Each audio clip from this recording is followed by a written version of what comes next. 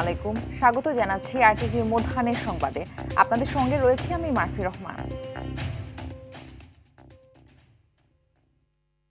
বিস্তারিত সংবাদ জানাবো। বহুল আলোচিত বুয়েট শিক্ষার্থী আবরার ফাহাদ হত্যা মামলার মৃত্যুদণ্ডপ্রাপ্ত আসামিদের আপিল ও ডেথ রেফারেন্সের রায় ঘোষণা শুরু হয়েছে। বেলা 11টায় বিচারপতি এ মাসুদুজ্জামান ও বিচারপতি সৈয়দ এনায়েত হোসেনের হাইকোর্ট বেঞ্চে রায় ঘোষণা শুরু হয়। বেঞ্চের জ্যেষ্ঠ বিচারপতি এ মাসুদুজ্জামান রায় পাঠ করে শোনাচ্ছেন। এর আগে 24 ফেব্রুয়ারি আবরার ফাহাদ হত্যা মামলার মৃত্যুদণ্ডপ্রাপ্ত আসামিদের আপিল ও ডেথ রেফারেন্সের শুনানি শেষ হয়।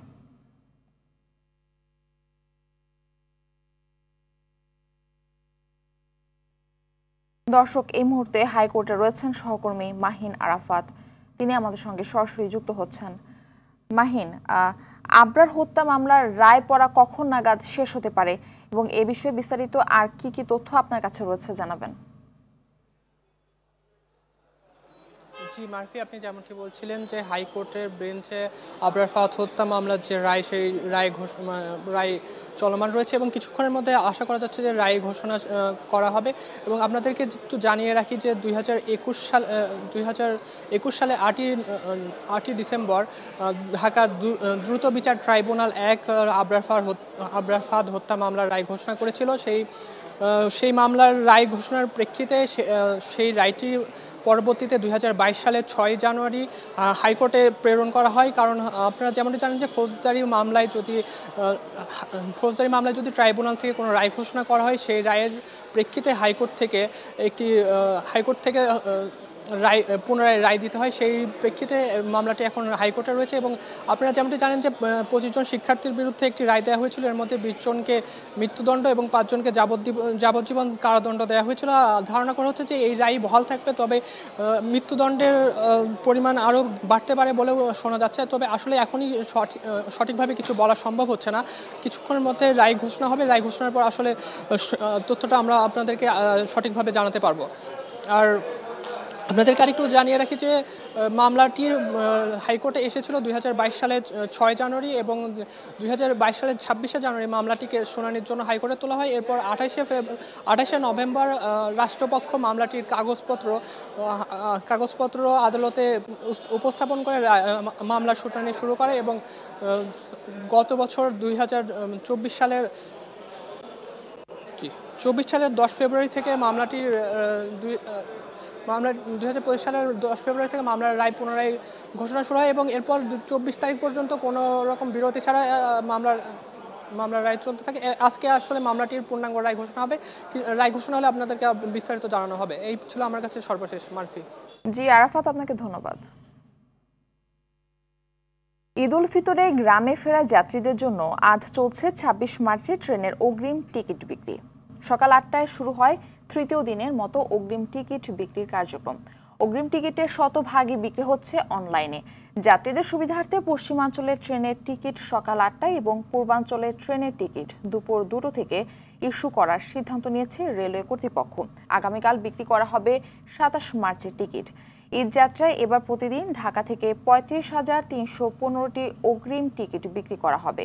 বিশেষ ট্রেন চলবে 5 জোড়া।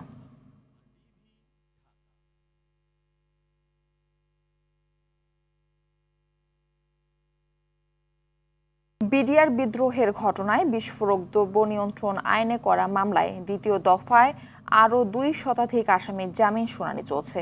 কেরানীগঞ্জে ঢাকা কেন্দ্রীয় কারাগারে স্থাপিত বিশেষ আদালতের বিচারক ইব্রাহিম মিয়া এই শুনানি করছেন। এর আগে বৃহস্পতিবার এই মামলায় একজন সাক্ষী আদালতে সাক্ষ্য দিয়েছেন।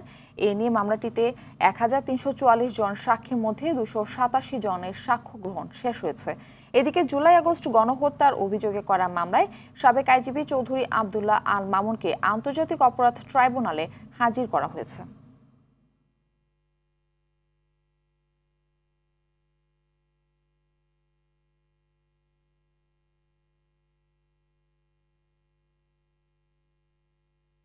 বরিশালে ৪ বছরের শিশুকে ধর্ষণ চেষ্টার অভিযোগে স্থানীয় জনতার গণধোলাইয়ে অভিযুক্ত সুজন নামে একজনের মৃত্যু হয়েছে।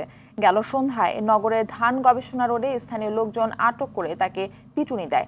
পরে বরিশাল শেরি বাংলা মেডিকেল কলেজ হাসপাতালে চিকিৎসাধীন অবস্থায় মৃত্যু হয় তার।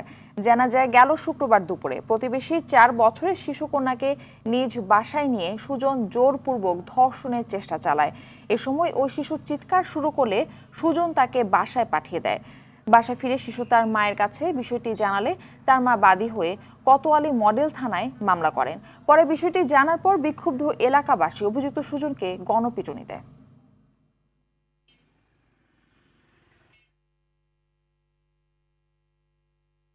৪ দিনের সফর শেষে জাতিসংঘ মহাসচিব অ্যান্তোনিও গুতেরেস ঢাকা ছেড়েছেন। সকাল ৯টা ৫৫ তিনি শাহজালাল আন্তর্জাতিক বিমানবন্দর ছাড়েন বলে জানিয়েছেন প্রধান উপদেষ্টার কার্যালয়।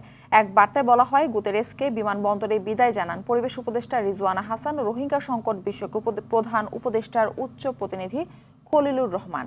এছাড়া ঢাকা ছাড়ার আগে জাতিসংঘ মহাসচিব ফোনে প্রধান উপদেষ্টা মোহাম্মদ ইউনূসের সঙ্গে বিদায় আলাপ করেন। গেল বৃহস্পতিবার ঢাকা আসেন অ্যান্তোনিও গুতেরেস।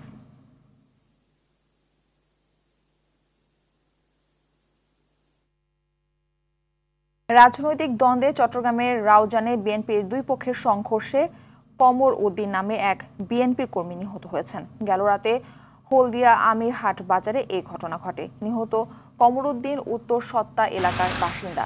বিএনপির ভাইস চেয়ারম্যান গিয়াসউদ্দিন কাদের চৌধুরীর অনুসারী এবং যুবদলের রাজনীতির সঙ্গে জড়িত ছিলেন তিনি।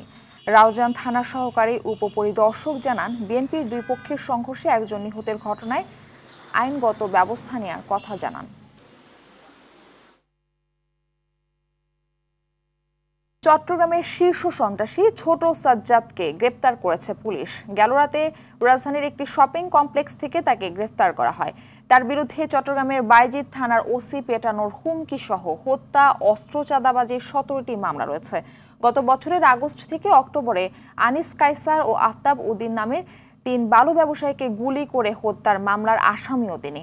চট্টগ্রাম মেট্রোপলিটন পুলিশের উপ পুলিশ কমিশনার আমিরুল ইসলাম জানান, আদালতের মাধ্যমে সাজ্জাদকে বিচারের আওতায় এনে দৃষ্টান্তমূলক শাস্তির ব্যবস্থা করা হবে। সাজ্জাদ বুড়ির নাতি, সে চট্টগ্রামের শীর্ষ সন্ত্রাসী, নাম্বার 1 সন্ত্রাসী হিসেবে পরিচিত। তাকে গ্রেপ্তারের জন্য আমরা দীর্ঘদিন থেকে চেষ্টা চালিয়ে যাচ্ছি, কিন্তু সে অত্যন্ত কৌশলী ছিল এবং বিভিন্ন ওয়েতে অর্থাৎ গ্রেপ্তার এড়িয়ে যাচ্ছিলেন। সাধারণ জনগণের সহযোগিতায় তাকে বসুন্ধরা সিটি থেকে গ্রেপ্তার করতে সক্ষম হয়। গেল সপ্তাহের তুলনায় আবারও বেড়েছে প্রকারভেদে প্রতি কেজি চালের দাম। গত এক মাসে মিনিকেট ৭০ থেকে বেড়ে ৮৫ টাকা, আটাশ ৫৫ থেকে বেড়ে ৬৫ এবং পাইজাম বিক্রি হচ্ছে ৫০ থেকে বেড়ে ৬০ টাকায়। বেড়েছে মশলার দামও। প্রতি কেজি এলাচ বিক্রি হচ্ছে ৩,০০০ থেকে বেড়ে ৫,২০০ টাকা। সয়াবিন তেলের সরবরাহ বাড়লেও দাম কমেনি এখনো। ক্রেতারা বলছেন, ডাল, চিনি সহ যেসব পণ্যের দাম কমেছে তা আরও সহনীয় পর্যায়ে আসা উচিত। এদিকে বাজার সিন্ডিকেট ভেঙে বাজার মনিটরিং জোরদার করার কথা বলছেন ক্রেতারা। দর্শক, এই বিষয়ে আরো জানাতে বরিশাল থেকে আমাদের সঙ্গে সরাসরি যুক্ত হচ্ছেন সহকর্মী আরিফুল ইসলাম। আরিফ, আবারও চালের দাম বেড়েছে, তো বাজারে ক্রেতারা কি বলছেন এই বিষয়ে জানাবেন। মার্ফি, বরিশালের বাজারে ক্রেতারা একদমই হতাশ। মূলত গতকাল রাতে আমি এখন যেখানটি দাঁড়িয়ে আছি, এই চালের আড়তের এখানে মালিক পক্ষের সাথে আমি কথা বললাম কিছুক্ষণ আগে। উনি বলছেন যে গতকাল রাতে যে চালটি ঢুকছে স্বর্ণা, সেটি আরো ১০ টাকা করে বৃদ্ধি পেয়েছে। তো সুতরাং চালের দাম দিনে দিনে বৃদ্ধি পাচ্ছে, এর কমার কোনো সম্ভাবনা এখন পর্যন্ত দেখা যাচ্ছে না।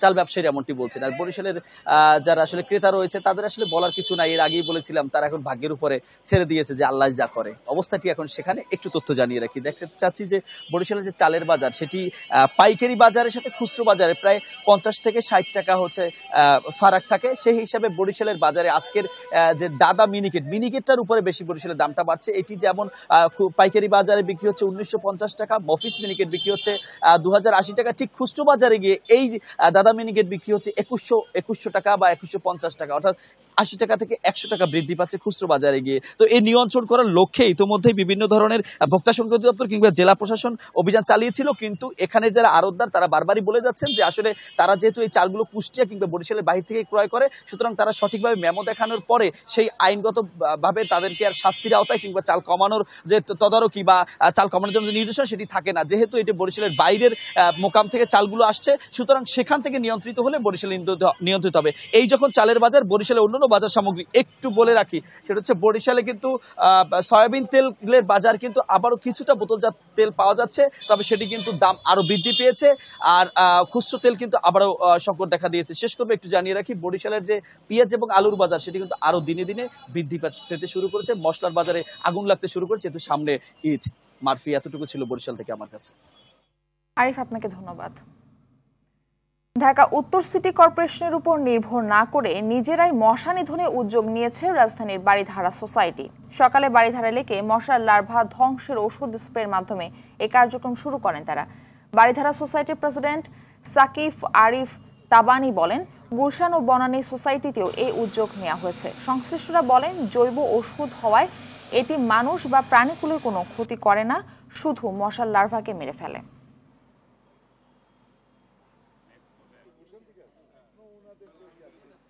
সোসাইটি যে কাজটা আমরা হাতে নিয়েছি আমাদের রেসিডেন্টসকে সেবা করার জন্য, এই কাজটা আমরা আগে যাচ্ছে। সিটি কর্পোরেশন সপ্তাহের মধ্যে 1 দিন 2 দিন ওষুধ দেয়, অথবা কোনো সপ্তাহে কোনো ওষুধ দেয় না। আমরা সপ্তাহে 7 দিন আমরা ওষুধ দিচ্ছি। রাজশাহী নিউ মার্কেটের কাঁচা বাজারে ভয়াবহ অগ্নিকাণ্ডের ঘটনা ঘটেছে। আগুন নিভাতে গিয়ে অতিরিক্ত ধোঁয়ায় এক ফায়ার সার্ভিসের কর্মী আহত হয়েছেন। শনিবার রাতে নগরের ষষ্ঠীতলা এলাকার মার্কেটের পেছনের অংশে আগুন লাগে। খবর পেয়ে ফায়ার সার্ভিসের 7টি ইউনিট ঘটনাস্থলে পৌঁছে প্রায় 1 ঘন্টা চেষ্টায় আগুন নিয়ন্ত্রণে আনে। আগুনে মার্কেটের ভিতরের অংশের কোনো দোকানের ক্ষতি না হলেও পেছনের অংশে 11 থেকে 12টি সবজি ও মুদি দোকান পুড়ে গেছে। আগুন লাগার কারণ তাৎক্ষণিকভাবে নিশ্চিত হওয়া যায়নি, তবে শর্ট সার্কিট থেকে আগুনের সূত্রপাত হতে পারে বলে ধারণা করা হচ্ছে বলে জানান রাজশাহী ফায়ার সার্ভিসের সহকারী পরিচালক দিদারুল আলম।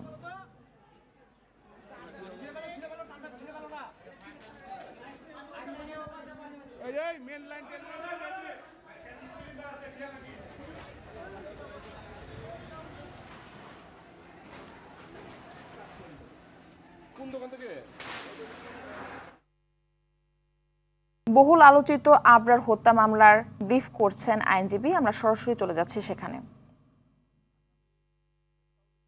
এবং মোর্শেদ অমর্ত্য ইসলামের পক্ষে আপিলে শুনানি করেছিলাম। আজিজুর রহমান দুলু। ধন্যবাদ। শক্তিশালী টর্নেডোর আঘাতে যুক্তরাষ্ট্রের দক্ষিণ পূর্বাঞ্চলীয় বেশ কয়েকটি অঙ্গরাজ্য কার্যত লণ্ডভণ্ড হয়ে গেছে। শক্তিশালী এই টর্নেডোর আঘাতে দেশটিতে নিহতের সংখ্যা বেড়ে দাঁড়িয়েছে 34 জনে। এছাড়া আহত হয়েছেন আরও বেশ কয়েকজন। এক প্রতিবেদনে এই তথ্য জানায় বার্তা সংস্থা এপি। আর এই দুর্যোগে যুক্তরাষ্ট্রের 6টি অঙ্গরাজ্যে প্রায় 2.5 লাখ ঘরবাড়ি ও সম্পত্তি বিদ্যুৎহীন হয়ে পড়েছে। এমন অবস্থায় দেশটির এই অঞ্চলে আবহাওয়ার আরও অবনতির আশঙ্কার কথা জানানো হয়েছে। মধ্যাহ্নের সংবাদ এ পর্যন্তই। দুপুরের সংবাদ 2:45টায় দেখার আমন্ত্রণ রইল। ধন্যবাদ সবাইকে।